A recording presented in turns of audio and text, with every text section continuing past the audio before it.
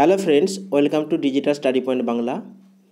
আজকে আমরা এই ভিডিওতে বিহারের যে স্টেট পরীক্ষা হতে চলেছে সেই পরীক্ষার প্রিভিয়াস ইয়ারের প্রশ্নপত্র নিয়ে আলোচনা করব।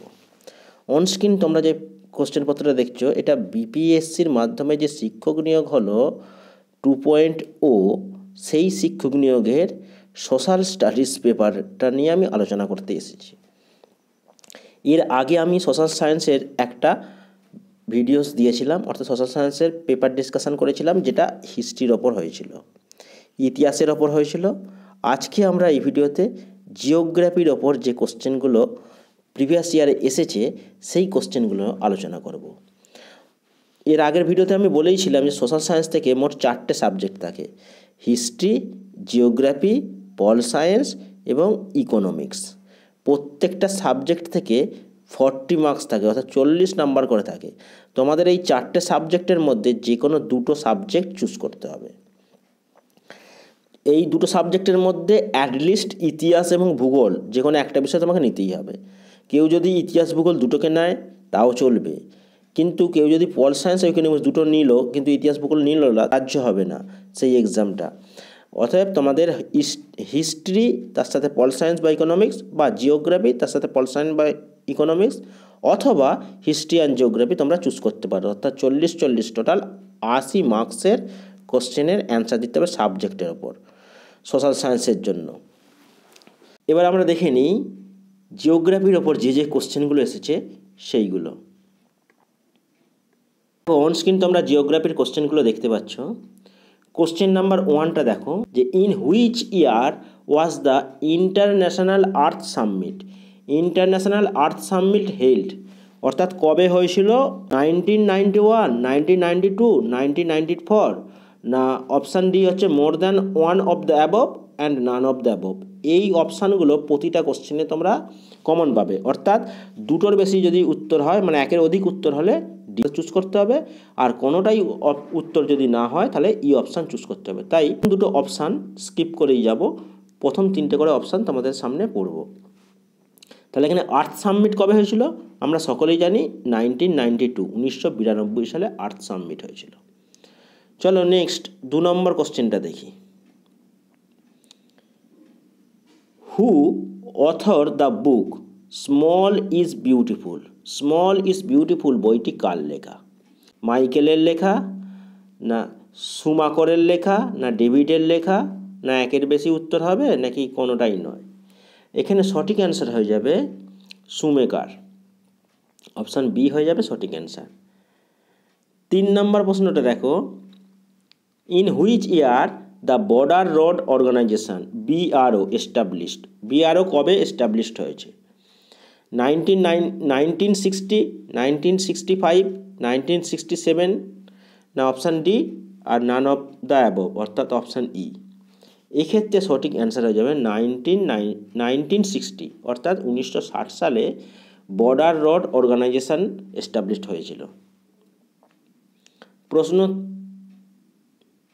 কোশ্চেন নাম্বার 4 দেখে নাও, in which year was the national wild life protection act? Wild life protection act কবে প্রচলন করা হয়েছিল? 1971, 1972, 1973, মোর than one of the above, না নান অফ দ্য অ্যাবভ? এক্ষেত্রে আমরা সকলেই জানি 1972, অপশান বি হয়ে যাবে সঠিক অ্যান্সার। আর 1973-তে টাইগার প্রজেক্ট চালু হয়েছিল, টাইগার রিজার্ভ কনজারভেশন, সেটা হচ্ছে টাইগার রিজার্ভ কনজারভেশন চালু হয়েছিল 1973 খ্রিস্টাব্দে। কোশ্চেন নাম্বার 5 দেখো, in which is worship by the Mundas and Santhals of the Chotanagpur region? Chotanagpur রিজিয়নে মুন্ডা উপজাতি এবং সাঁওতাল যে উপজাতি রয়েছে তারা কোন গাছকে ওয়ারশিপ হিসেবে বা দেবতা হিসেবে পুজো করে থাকে? ম্যাঙ্গো, টারমারিন্ট, মহুয়া, না মোর than one of the above, নাকি নান অফ দ্য অ্যাবভ? এক্ষেত্রে 5 নম্বরের সঠিক অ্যান্সার হয়ে যাবে মহুয়া গাছ সাঁওতালদের ওয়ারশিপ হিসেবে ধরা হয়। কোশ্চেন নাম্বার 6 দেখো, what percentage of area of the India covered with plateau, মানে ভারতের কত শতাংশ এলাকা মালভূমি দ্বারা অধিকৃত। মালভূমি দ্বারা অধিকৃত কত শতাংশ এলাকা? 27, 37, 43, না মোর than one of the above, নাকি নান অফ দ্য অ্যাবভ? এক্ষেত্রে সঠিক অ্যান্সার 27। যদি আমরা 43 ধরি, 43টা প্লেন রয়েছে, অর্থাৎ সমভূমি রয়েছে 43%, 27% তোমাদের প্লাটিউ হয়ে যাবে। কোশ্চেন নাম্বার 7 দেখো, what is the total geographical area of India? India total ক্ষেত্রফলটা জানতে চাইছে। 3.18 মিলিয়ন স্কোয়ার কিমি, না 3.28 মিলিয়ন স্কোয়ার কিমি, না 3.38 মিলিয়ন স্কোয়ার কিমি? আমরা সকলেই জানি 32 লক্ষ, সেখানে 3.28 মিলিয়ন স্কোয়ার কিমি সঠিক অ্যান্সার হবে অপশান বি। এবার 7 নম্বর হলো 8 নম্বর কোশ্চেনটা দেখো। এখানে তোমরা দেখতেই পাচ্ছ ওই সেম কোশ্চেনগুলো হিন্দি ভার্সনে দেওয়া রয়েছে। তোমাদের যাদের ইংলিশে কিছু টার্ম আটকে যাবে, তোমরা এখানে হিন্দি থেকে পড়েও ক্লিয়ার করতে পারো। Question number 8, what is the desired percentage of forest cover in India according to the national forest policy 1952? অর্থাৎ 1952 সালে জাতীয় যে বননীতি হয়েছিল, সেই বননীতি অনুসারে একটা দেশে অর্থাৎ ভারতে কত পার্সেন্ট জঙ্গল দ্বারা অর্থাৎ কত পার্সেন্ট অরণ্য থাকা দরকার বলে ডিজায়ার করা হয়েছিল? 67%, না 33%, না 55%? সঠিক অ্যান্সার 33%, মানে ভারতবর্ষে 33% জঙ্গল থাকা উচিত বলে মনে করা হয়েছিল বা প্রস্তাবিত দেওয়া হয়েছিল ফরেস্ট পলিসি 1952-তে। Which type of soil has higher concentration of kankar nodules? Kankar nodules কথার অর্থ কি? এখানে তোমরা হিন্দি ভার্সনটা দেখলে পরিষ্কার বুঝতে পারবে। দেখো বলা রয়েছে, কিস প্রকার কি মিট্টি মে কাঁকর পিণ্ড কা সংকেন্দ্রণ অধিক হতা হয়, মানে কোন মাটিতে কাঁকর পিণ্ডের সংকেন্দ্রণ মানে মিশ্রণের পরিমাণটা সবচেয়ে বেশি হয়ে থাকে, কনসেন্ট্রেশনটা বেশি হয়? সেক্ষেত্রে খাদার, না ভাঙ্গার, না ল্যাটেরাইট, না এদের মধ্যে কোনোটাই নয়, নাকি একের বেশি উত্তর হতে পারে? অবশ্যই এখানে ভাঙ্গার। কোশ্চেন নাম্বার 10টা দেখো, if the top soil is washed away what is it called? যদি মৃত্তিকার ওপরের স্তরটা ধৌত হয়ে যায় তখন তাকে কী ধরনের ক্ষয় বলা হয়? গালি ইরেশন, না সিট ইরেশন, না ব্যান্ডেল ইরেশন, না মোর than one of the above, না নান অফ দ্য অ্যাবভ? এক্ষেত্রে সঠিক অ্যান্সার কী যাবে? মৃত্তিকার ওপরের স্তরটা বৃষ্টির কারণে বা জলের স্রোতের কারণে ধুয়ে গেল, তখন সেটাকে কী ধরনের ক্ষয় বলা হবে? এটা অবশ্যই হয়ে যাবে অপশান বি, সিট ক্ষয়। এবার কোশ্চেন নাম্বার 11 দেখে নাও। কোশ্চেন নাম্বার 11-এ কী রয়েছে? Lepcha flock song belong to which part of country? অর্থাৎ লেপচা যে ফ্লোক সংটা রয়েছে সেটা কান্ট্রি অর্থাৎ আমাদের দেশের কোন অংশে? Northern Ladakh, Northern Himachal, Northern Darjeeling? Lepcha উপজাতি কোথায় বাস করে সেটা যদি আমরা ধারণা করতে পারি বা আমরা স্মরণ করতে পারি, আমাদের জানা থাকে, তাহলে আমরা অবশ্যই এই প্রশ্নের অ্যান্সারটা সঠিক করতে পারবো। তাহলে তোমরা বলো এক্ষেত্রে কোন অ্যান্সারটা সঠিক হয়ে যাবে? Option C, northern Darjeeling. অর্থাৎ আমরা জানি উত্তর পূর্ব ভারতের উপজাতি হচ্ছে লেপচা, দার্জিলিং একটা উপজাতি, সেক্ষেত্রে এর সঠিক অ্যান্সার হয়ে যাবে Northern Darjeeling. Question number 12, in which state of Bandhavgarh national park situated? Bandhavgarh national park কোথায়? উত্তরপ্রদেশ, মধ্যপ্রদেশ, রাজস্থান, না কোনোটাই নয়? সঠিক অ্যান্সার হয়ে যাবে Madhya Pradesh. Kanha national park, Bandhav national park সবই মধ্যপ্রদেশের মধ্যে অবস্থান করছে। 13 কোশ্চেন দেখো, which state of the India has the largest forest covered by area? ভারতের কোন রাজ্যে সবচেয়ে বেশি পরিমাণে বনভূমি রয়েছে? অরুণাচল প্রদেশ, সিকিম, মধ্যপ্রদেশ, নাকি কোনোটাই নয়? কী হবে? লার্জেস্ট কভার্ড এরিয়া যদি বলা হয় সেক্ষেত্রে মধ্যপ্রদেশ হয়ে যাবে, আর পার্সেন্টেজের দিক দিয়ে যদি বলা হয় সেক্ষেত্রে তখন মিজোরাম হয়ে যাবে। পার্সেন্টেজের দিক দিয়ে হলে মিজোরাম, আর এরিয়ার দিক দিয়ে বলা হলে সেটা মধ্যপ্রদেশ হয়ে যাবে। এক্ষেত্রে সঠিক অ্যান্সার হয়ে যাবে অপশান সি। 14 কোশ্চেনটা দেখো, এখান থেকে তোমরা টাইপগুলো বুঝতে পারবে এবং সেই অনুযায়ী তোমরা প্রিপারেশান করলে আগামী স্টেট পরীক্ষাটা কোয়ালিফাই করতে পারবে। 14 নম্বর প্রশ্নটা দেখো, which is conservation strategies does not directly involve community participation. Community পার্টিসিপেশনটা সম্পূর্ণভাবে ডাইরেক্টলিভাবে ইনভলভ হচ্ছে না কনজারভেশন স্ট্র্যাটেজির ক্ষেত্রে। কোনটাতে? জয়েন্ট ফরেস্ট ম্যানেজমেন্ট, না বেজ বাঁচাও আন্দোলন, না demarcation of world life sanctuary, নাকি more than one of the above, নাকি নান অফ দ্য অ্যাবভ। এক্ষেত্রে 14 অ্যান্সার হয়ে যাবে ডেমোক্রেশন অফ ওয়ার্ল্ড লাইফ সেঞ্চুরিস। 15 দেখো, 15 কোশ্চেনটা, what percentage of electricity is contribute by hydro electric power project in India.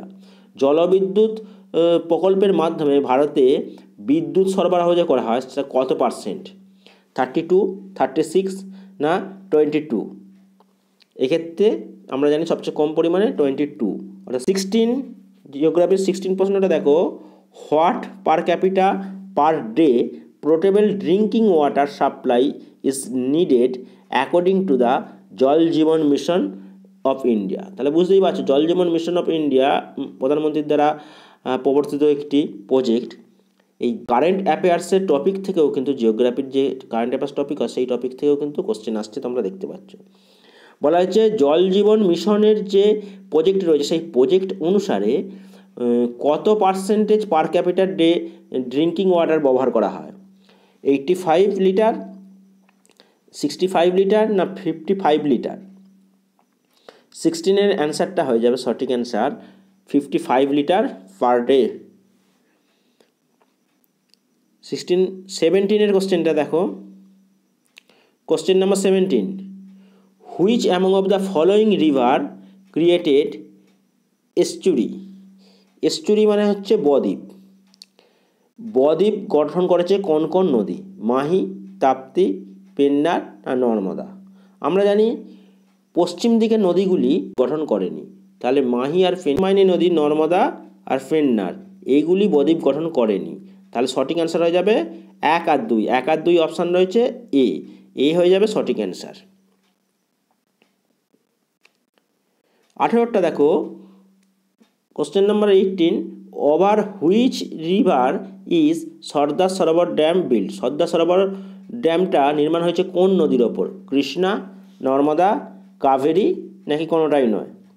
18 answer হবে নর্মদা নদীর ওপর সর্দার সরোবর ড্যাম। অর্থাৎ আমরা জানি সিলেবাসের বাইরে থেকে কিন্তু কোনো রকম কোশ্চেন তোমরা এখানে দেখতে পাবে না। সিলেবাসটা এর আগে আমি আলোচনা করে দিচ্ছি অন্য একটা ভিডিওতে। যারা যারা এখনও পর্যন্ত সেই সিলেবাসের ভিডিওটা দেখোনি তারা ভালো করে সেই সিলেবাসের ভিডিওটা দেখে নাও, এবং আমার টেলিগ্রাম চ্যানেলে সিলেবাসটা দেওয়া রয়েছে, সেখান থেকে তোমরা ডাউনলোড করে নিতে পারো। সিলেবাস ভিত্তিক পড়াশোনা করলে 50 করলে স্টেট পরীক্ষা তোমরা সহজেই ক্লিয়ার করতে পারবে। চলো দেখো, in which state of India rain water is known as Palar pani. Palar পানি নামে পরিচিত কোন রাজ্যে বৃষ্টির জলকে পলার পানি বলা হয়? হরিয়ানা, পাঞ্জাব, রাজস্থান। সঠিক অ্যান্সার কী হয়ে যাবে? 19 সি, রাজস্থানে রেন ওয়াটারকে পলার পানি বলা হয়। Question number 20, which state of India has made rooftop water rain water harvesting structure compulsory to all the houses. অর্থাৎ বৃষ্টির জলকে ধরে রেখে সেটা হারভেস্টিংয়ে কাজে লাগানো হয়, প্রত্যেকটা বাড়িতে এটা ম্যান্ডেটরি করা হয়েছে, কম্পালসারি করা হয়েছে। কোন রাজ্যে? তামিলনাড়ু, কেরালা না গোয়া? বৃষ্টির জলের দ্বারা রাজ্য অগ্রগণ্য রাজ্য কোনটি? কোশ্চেন নাম্বার 20 সঠিক অ্যান্সার হয়ে যাবে তামিলনাড়ু। আমরা প্রত্যেকেই জানি দক্ষিণ ভারতে তামিলনাড়ু এই ধরনের কাজে সবচেয়ে বেশি উন্নতি লাভ করেছে।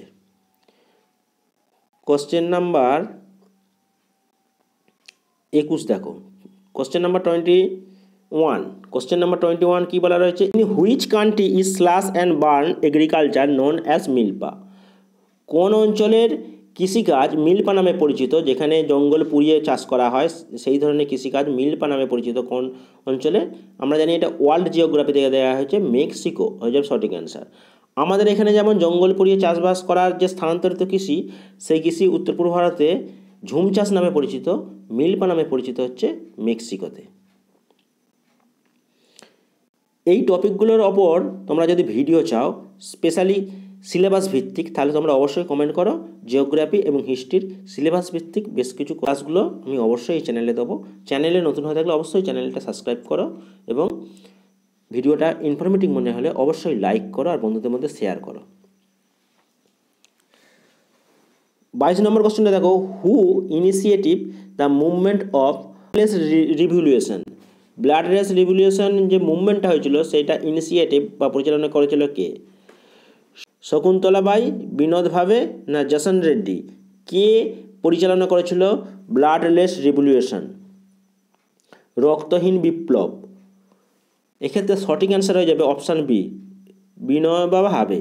বিনোবা ভাবে ব্লাড রেস রিভলিউশন মুভমেন্টটা পরিচালনা করেছিল বা ইনিশিয়েটিভ করেছিল।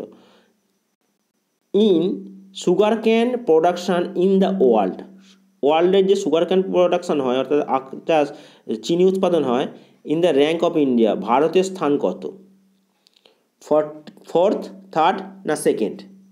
চিনি উৎপাদনে ভারত সেকেন্ড স্থান অধিকার করেছে। অপশান সি হয়ে যাবে 23-এর সঠিক অ্যান্সার। 24 নম্বর প্রশ্নটা দেখো। 24 নম্বর প্রশ্ন, which state of India produce the largest amount of ground nut in 2019-20? 2019-20 সালে গ্রাউন্ড নাট উৎপাদনে লার্জেস্ট অ্যামাউন্ট কোন স্টেট হয়েছে? ভারতের কোন রাজ্যে সবচেয়ে বেশি গ্রাউন্ড নাট উৎপন্ন হয়েছে? উত্তরপ্রদেশ, মধ্যপ্রদেশ, গুজরাট? এক্ষেত্রে সঠিক অ্যান্সার কী হয়ে যাবে? সঠিক অ্যান্সার হয়ে যাবে গুজরাট, অপশান সি। 25-এরটা দেখো, what percentage of concentration of iron is there in magnetite ore? Magnetite ore থেকে অর্থাৎ ম্যাগনেটাইট থেকে লৌহ উত্তোলনের ক্ষেত্রে উত্তোলন হয় কত পার্সেন্টেজ? 67, 70 না 74? এক্ষেত্রে সঠিক অ্যান্সার হয়ে যাবে 70%। In which state is Ratnagiri district iron or deposit located? মানে রত্নাগিরি আয়রন ওর যে ডিপোজিটটা রয়েছে সেটা কোন রাজ্যে অবস্থান করছে, অর্থাৎ রত্নাগিরি কোথায় অবস্থান করছে লৌহ খনিটা, সেটা বলতে পারলেই সেটাই জানতে চাওয়া হয়েছে। গোয়া, অন্ধ্রপ্রদেশ না মহারাষ্ট্র? আমরা জানি মহারাষ্ট্রের রত্নাগিরি, অপশান সি হয়ে যাবে এই প্রশ্নের সঠিক অ্যান্সার।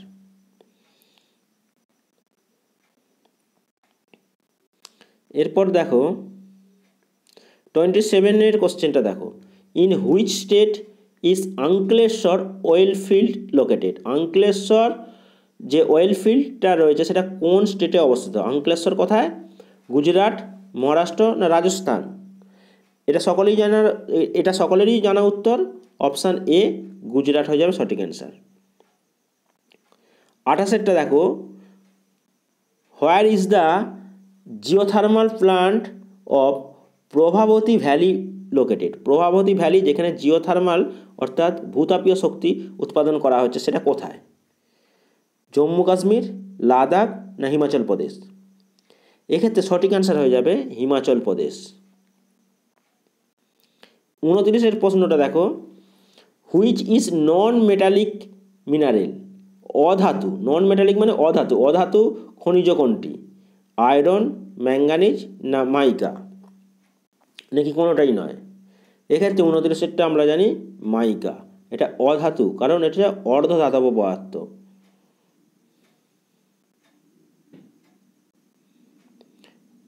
30-এরটা দেখো, 30-এর প্রশ্নটা, under which type of sector does ভিল অর্থাৎ Bharat heavy electronics limited comes? Which type of sector? ভিলটা কোন সেক্টরের মধ্যে পড়বে, পাবলিক সেক্টর না প্রাইভেট সেক্টর না জয়েন্ট? এক্ষেত্রে সঠিক অ্যান্সার হয়ে যাবে public sector. 31 in which year was the first successful textile mill established? অর্থাৎ কাপড় কল প্রথম সাকসেসফুলভাবে গড়ে উঠেছিল কবে? 1854, 1864 না 1874? 31-এর সঠিক অ্যান্সার হয়ে যাবে 1854 খ্রিস্টাব্দে। Bhadravati iron and steel plant located? Steel plant কোথায় অবস্থিত? অন্ধ্রপ্রদেশ, কর্ণাটক না তামিলনাড়ু? এটাও সঠিক অ্যান্সার, এটাও সকলেই জানো। এক্ষেত্রে সঠিক অ্যান্সার হয়ে যাবে 32-এর কর্ণাটকের ভদ্রাবতী।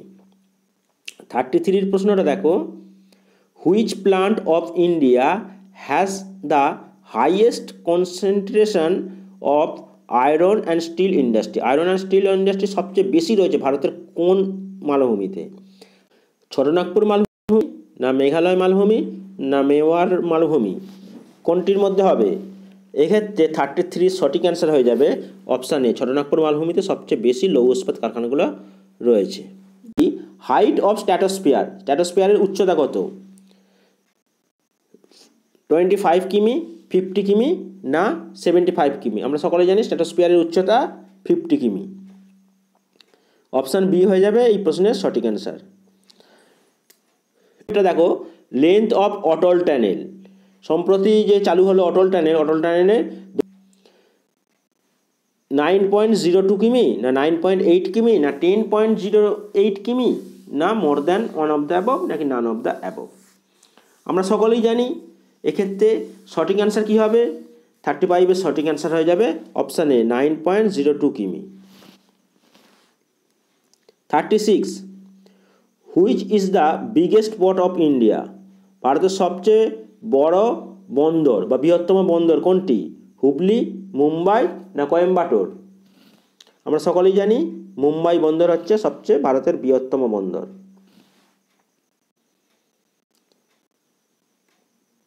37-এর প্রশ্নটা দেখো, 37 প্রশ্ন, out of the following which one of the named as national water way one? অর্থাৎ প্রথম যে জাতীয় জলপথটা কোন জায়গার মধ্যে অবস্থিত করছে?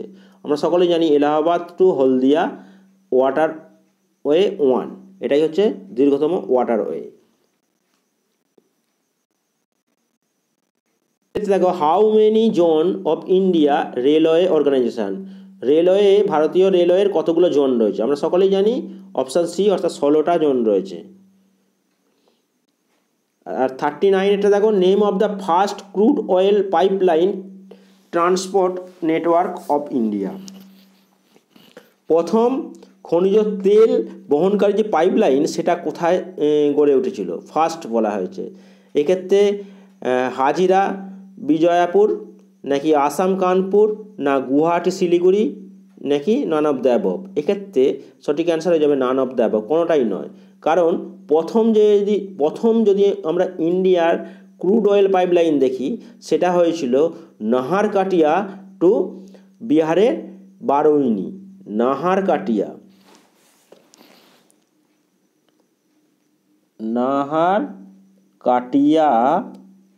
টু বিহারের বারৌনি, এখান থেকে এখানে পর্যন্ত বিস্তৃত হচ্ছে। সেটাকে আরও বিস্তারিত করে কানপুর পর্যন্ত বর্তমানে এই লাইনটা পৌঁছে গেছে। কানপুর, উত্তরপ্রদেশের যে কানপুর রয়েছে, কানপুর পর্যন্ত এটা বিস্তৃত। এর টোটাল দৈর্ঘ্য যদি দেখা হয় 1167 কিলোমিটার, 1167 কিলোমিটার এই পাইপলাইনটার দৈর্ঘ্য। নিহারকাটিয়া টু বারৌনি প্রথম ইন্ডিয়ার ক্রুড অয়েল পাইপলাইন। এরপর দেখো 40-এর প্রশ্নটা যদি দেখে নেওয়া হয়, 40-এরটা দেখো, in which place was the first jute mill set up in India? 1855। 1855 সালে প্রথম যে জুট মিল অর্থাৎ পাটের কারখানা সেটা কোথায় গড়ে উঠেছিল? আমরা সকলেই জানি রিষড়া। অপশান সি হয়ে যাবে সঠিক অ্যান্সার। এই ছিল জিওগ্রাফি থেকে আসা 40টি প্রশ্ন। এটা থেকে তোমরা অবশ্যই ধারণা করতে পারছো কী ধরনের কোশ্চেন তোমাদের আসছে, কোশ্চেনের লেভেল অফটা তোমরা বুঝতে পারছো। এছাড়া এই পিডিএফের মধ্যে পল সায়েন্স এবং ইকোনমিক্সের কোশ্চেন রয়েছে 40টা করে। পরবর্তীতে সেগুলো নিয়েও আমরা আলোচনা করব এবং সিলেবাস ভিত্তিক জিওগ্রাফি এবং ইতিহাসের কোশ্চেন ধারাবাহিকভাবে এই চ্যানেলে আমি দিতে থাকবো। তাই চ্যানেলে নতুন হয়ে থাকলে অবশ্যই চ্যানেলটি সাবস্ক্রাইব করে পাশে থেকো এবং অবশ্যই তোমরা শেয়ার করো, আর ভিডিওটা ইনফরমেটিভ মনে হলে অবশ্যই একটা লাইক এবং কমেন্ট করো। Thank you. ফিরে আসছি পরবর্তী আপডেট নিয়ে। তোমরা সকলেই ভালো থেকো এবং পড়াশোনা করতে থেকো। টাটা।